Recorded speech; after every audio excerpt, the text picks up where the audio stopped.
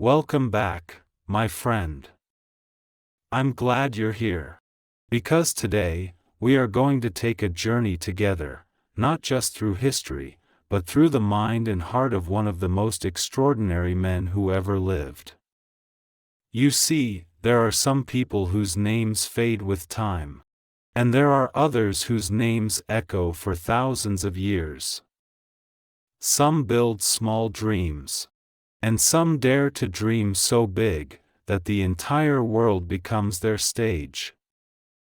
And in the summer of 356 BC, in a small kingdom called Macedonia, a boy was born who would not just dream big, he would make the impossible happen. His name was Alexander. By the age of 20, he was a king. By the age of 25, he had destroyed the most powerful empire of his time. And by the age of 30, he ruled almost every land his soldiers could reach. But here's the truth. The higher a man rises, the more dangerous his fall becomes.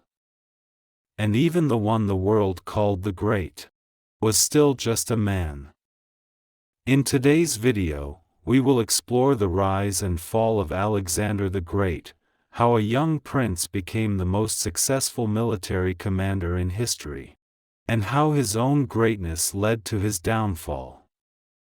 We will talk about his courage, his vision, his victories, but also about the heavy price of ambition, the loneliness of leadership, and the final chapter that ended his empire.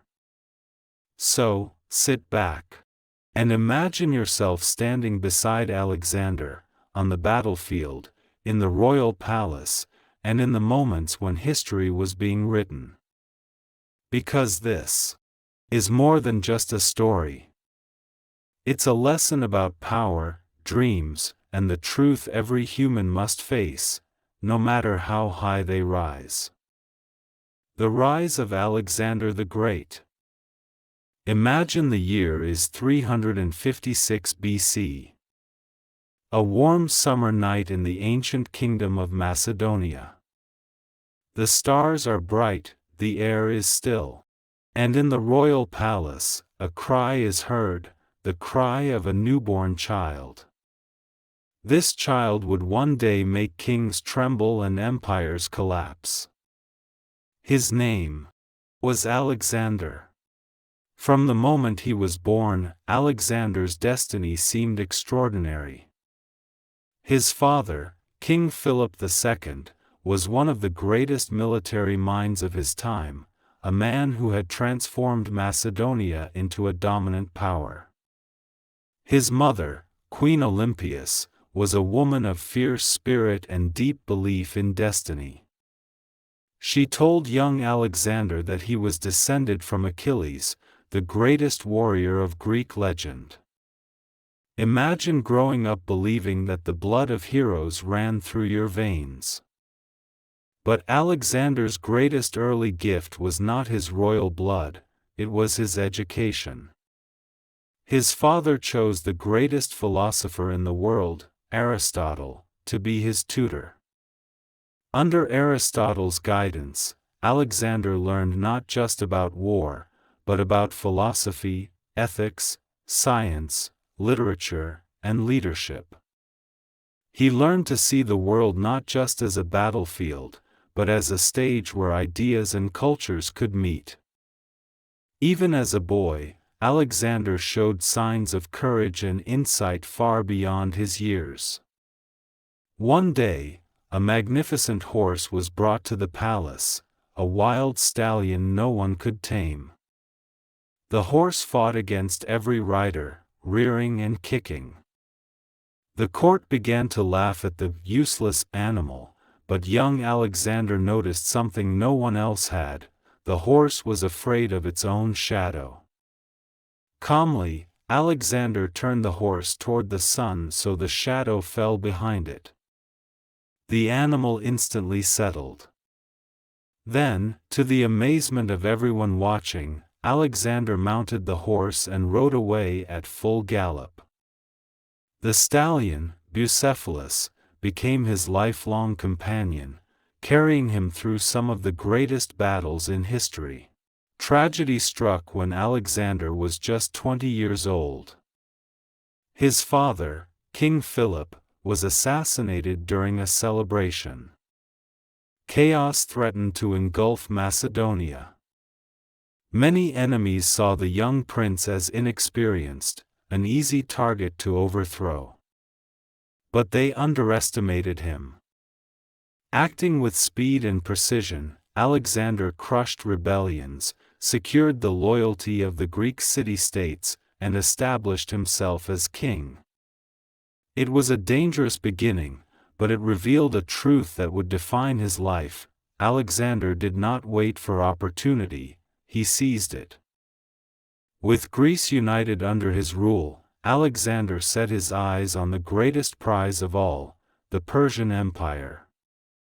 At the time, Persia was the most powerful empire in the world, stretching across vast lands and commanded by King Darius III. Most leaders would have been intimidated by such a challenge. Alexander was not most leaders. In the spring of 334 BC, he crossed the Hellespont with a small army, beginning one of the most remarkable military campaigns in history. His first major test came at the Battle of Granicus. Facing an army 3 times the size of his own, Alexander personally led the cavalry charge, fighting on the front lines. His bravery inspired his men, and against all odds, they won. It was the first step in a path of unstoppable victories. At the Battle of Issus, Alexander faced Darius himself. The Persian king commanded an army so vast that it seemed to stretch beyond the horizon. Yet Alexander had a simple strategy: break the enemy by striking directly at its heart. With precision and speed, he cut through the Persian lines, aiming straight for Darius. Terrified, the king fled the battlefield, abandoning his soldiers. This single act shattered Persian morale and turned Alexander into a legend. From there, Alexander marched into Egypt. Instead of resistance, he found open arms. The Egyptians saw him as a liberator from Persian rule. In honor of his arrival, he founded the city of Alexandria, a city that would one day become one of the greatest centers of knowledge in the ancient world. Even in the midst of war, Alexander thought about the future. He wasn't just a conqueror, he was a builder.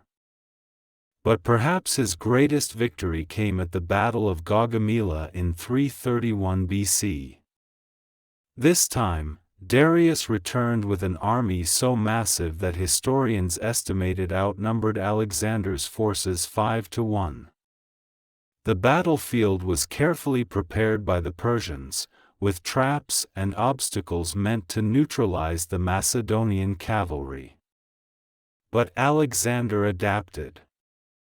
Using brilliant tactics, he created a gap in the Persian lines and led a direct assault. Once again, Darius fled, and with that, the Persian Empire, centuries old, unimaginably rich, collapsed into Alexander's hands. By the age of 25, Alexander was no longer just a king. He was the ruler of an empire stretching from Greece to Egypt, from the Mediterranean to the heart of Asia. His name inspired awe in his allies and fear in his enemies. Yet his ambition didn't end there. He pushed further east, leading his army across mountains, rivers, and deserts, reaching as far as the edges of India. His leadership was unique. He shared the hardships of his men, ate the same food, marched the same miles, and fought in the front lines. His soldiers loved him not just as a leader, but as a brother in arms. Alexander also sought to unite the lands he conquered. He married a Persian princess and encouraged his soldiers to do the same, blending Greek and Eastern cultures. He adopted certain Persian customs and dressed in local attire at times, symbolizing that he saw himself not just as a Greek king, but as a ruler of all peoples. His rise was nothing short of extraordinary. In just over a decade, he had built the largest empire the world had ever seen. He had never lost a battle. He had defied impossible odds time and time again. But history teaches us a hard truth: the same fire that drives a man to greatness can also burn him from within. Alexander's unending desire for more land, more glory, more conquest, meant that rest was never an option. And for his soldiers, the years of endless campaigning began to weigh heavily. His rise was glorious, but like the sun at its peak, it could not remain there forever. Shadows were already beginning to form. Whispers of discontent spread among his men. Questions arose about his judgment. And the dream of a united world was starting to strain under the reality of exhaustion and distance. And so, my friend, this was the rise of Alexander the Great, a story of ambition without limits, courage without hesitation, and vision without fear. But every rise has its fall. And now, we step into the next chapter of his story, where the greatest conqueror the world had ever seen would face battles he could not win. The fall of Alexander the Great. The year is 326 BC. The dust of countless battlefields still clings to the armor of Alexander's soldiers. They have followed him for more than a decade, through deserts where the sun burned the skin, across mountains where snow cut like knives, and into jungles where even the air felt heavy. They have marched further than any army before them, fought more battles than they can count, and conquered more lands than they ever imagined. But now, they are tired. Not the kind of tired that sleep can fix, the kind of tired that seeps into the soul. Alexander's ambition had no limits. After defeating the Persian Empire, he could have returned home as the greatest hero in history. But that was not enough. He wanted to keep going, further east, beyond the known world, into lands no Greek had ever seen. In India, at the Battle of the Hydaspes River, Alexander faced King Porus, a ruler who fought with courage and elephants towering like moving fortresses. It was one of the hardest battles of Alexander's career. He won, but at a terrible cost. His soldiers had seen enough. One night, in the humid air of an Indian camp, his men gathered and refused to march any further. They loved their king, but they longed for home, for their families, for peace, for a life without constant war. For the first time in his career, Alexander faced something he could not conquer: the will of his own army. Reluctantly, he turned back. The march home was brutal, crossing the Gedrosian desert, where the heat claimed more lives than any enemy ever had.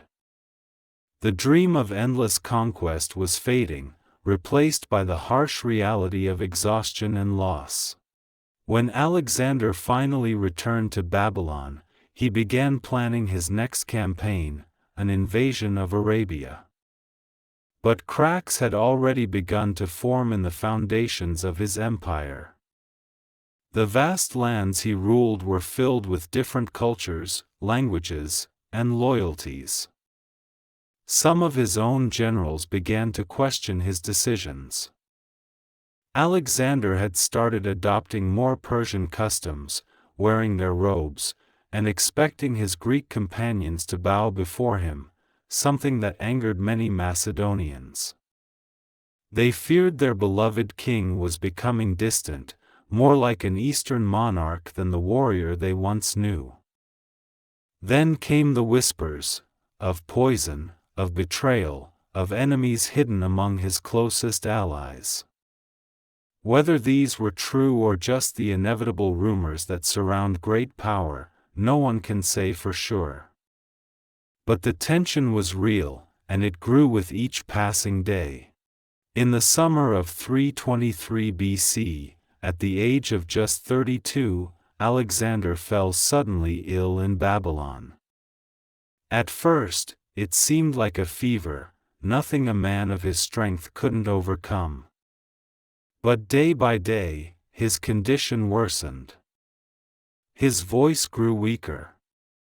His body, once unstoppable, could no longer rise from the bed.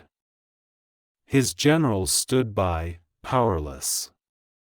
His soldiers, the men who had followed him across the world, gathered outside his palace, desperate for news. Some accounts say that in his final moments, Alexander was carried to the courtyard, where thousands of his men could see him one last time. He could no longer speak, but he raised his hand in silent farewell.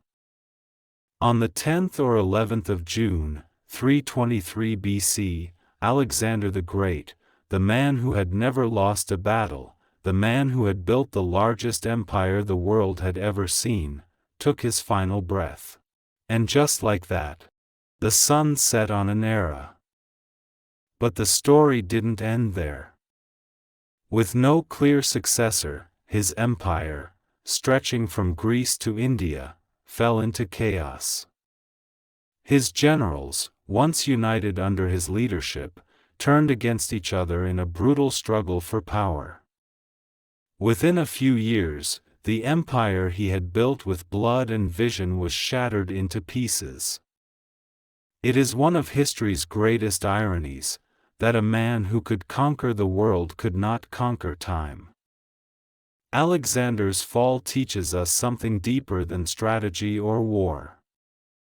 It shows us that even the greatest among us are human. Ambition can build empires, but it can also exhaust the very foundations they stand on. His life was a flame that burned brighter than anyone before him, but the brighter the flame, the shorter it lasts. And perhaps that is why, more than 2,000 years later, we still remember him. Not just for the lands he conquered, but for the unstoppable spirit that drove him. The fall of Alexander the Great is not just the end of a conqueror's journey. It is a reminder to us all: power fades, empires crumble, but the stories we leave behind can live forever. So, my friend, what do we learn from the life of Alexander the Great? That greatness is not just about how much you win, or how far you go. It's about what you stand for. Alexander's story teaches us that ambition can take you to the highest mountains, but it can also test your soul. That leadership is not about titles, but about walking side by side with those who believe in you. And that no matter how much power you hold, time will always remind you that you are human. But here's the beauty: you don't have to conquer empires to live greatly. You just need to conquer your fears. You don't need to rule the world. You just need to rule your own heart, your own choices, your own path. Your life is your battlefield, and every day you wake up, you get another chance to fight for your dreams. So don't waste it. Live with courage. Live with purpose. Live so that when your name is spoken, it carries a story worth telling. If this journey inspired you, if these stories make you think deeper and dream bigger, then join me. Hit that subscribe button, and let's keep walking together, through history, through lessons, through the lives of those who came before us, so we can live better today. Until next time, my friend, stay strong. Stay inspired. And as always, goodbye.